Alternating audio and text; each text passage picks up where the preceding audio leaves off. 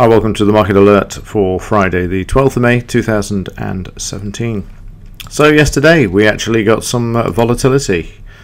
It returned from the start of the session. We saw the market drop over 100 points and then we saw it trade sideways, finding support down at the 20,800 level before then prices actually move back to the upside, thanks to, no doubt in part, to the plunge protection team, as I said in my email. So the market then became quiet, and we see lots of unfilled signals, and again I'd rather have an unfilled signal than a losing signal, and eventually the market broke out to the upside there, and we saw the market hit the scalp. And then on the overnight we've seen the market move towards the downside again. Now you don't have to be a rocket scientist to work out that this market is actually weak, and we can see this once again. We've got these daily lower highs, the market moving each day with a consecutive lower high. So the market isn't showing any strength whatsoever. On the few days that we had where the market was moving higher, it failed miserably, and also the volume was low as well.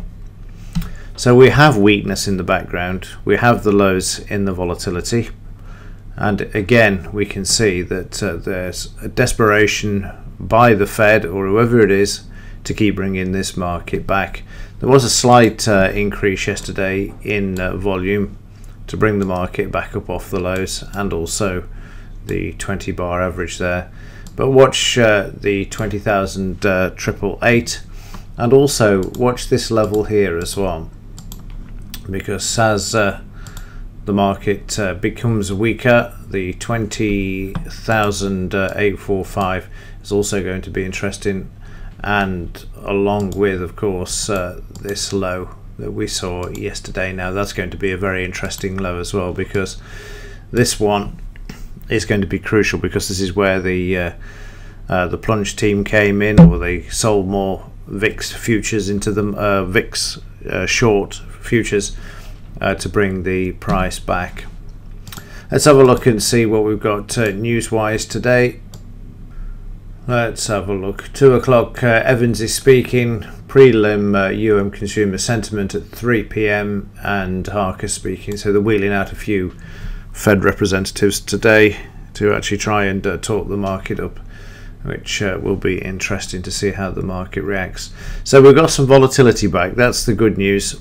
The downside to that is that they managed to remove it by the end of the session, as you will see from this article yesterday. Bonds bid, let me just move that just a bit lower so you can see it.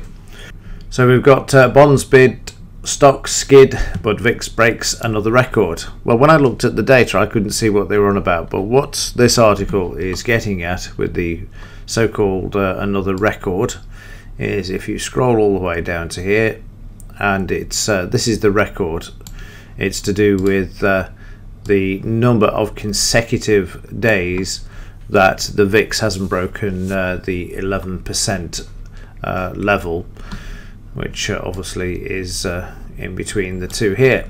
So you can see again you've got all of these days where they keep slamming the VIX, either with the plunge team or whoever's doing it, to bring the Dow back to the upside, making it look as if there's no risk in the market whatsoever.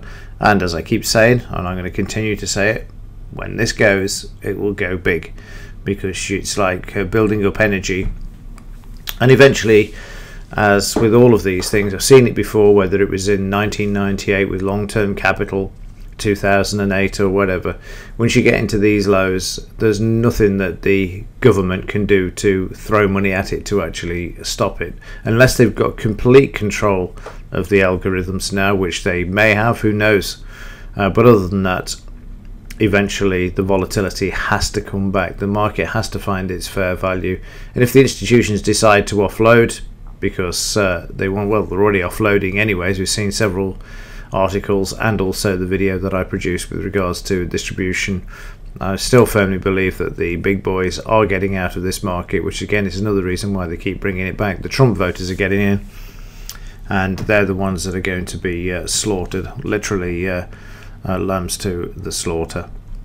And on the implied volatility front, we've got a small increase from, draw this in for you, 848 to 850, so not a lot really, but that's because they brought the market back, of course.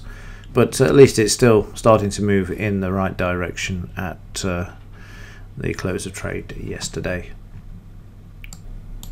And on a lighter note, I couldn't resist putting this in. You know how much of a fan I am of central bankers.